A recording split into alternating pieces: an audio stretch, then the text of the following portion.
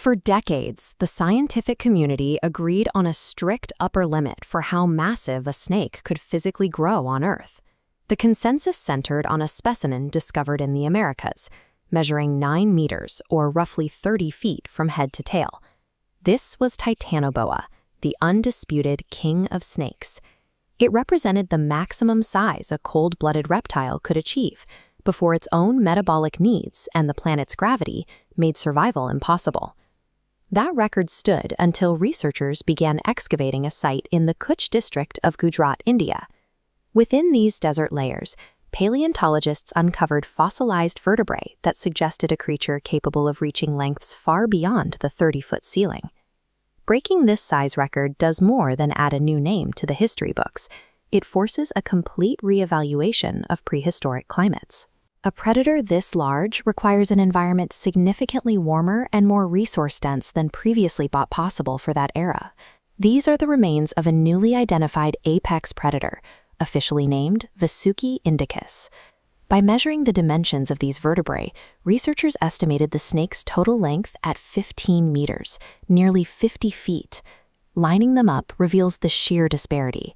A human is a fraction of the 9-meter Titanoboa, yet even that king of snakes looks small compared to the 50-foot frame of Vasuki.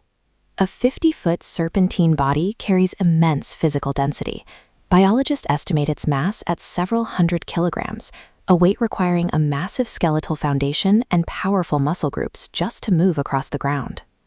The species name, Vasuki, was chosen deliberately. In Hindu mythology, Vasuki is king of serpents, a divine being of unfathomable power.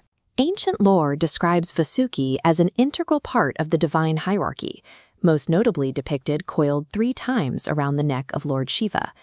Paleontology used the myth to name the snake, but we can use the snake's verified 50-foot length to calculate the literal physical scale of the gods who wore him. If we treat the mythological accounts as a physical blueprint, we can apply a reverse logic thought experiment to calculate Shiva's height. We start by assuming the serpent around Shiva's neck is a 1-to-1 match for the 50-foot Vasuki indicus fossil. In traditional iconography, the snake coils 3 times. To wrap 15 meters of muscle around a neck in that pattern, the neck's circumference must be roughly 5 meters, over 10 times the size of a human's. The shoulders must widen proportionally to create a stable platform for a multi-hundred-kilogram predator to rest. When you scale the rest of a human frame to match a 5-meter wide neck, the resulting figure stands nearly 70 feet tall. This moves the scale of the deity from the biological into the architectural. But the mythological hierarchy contains one final escalation. This is Nandi, the sacred bull.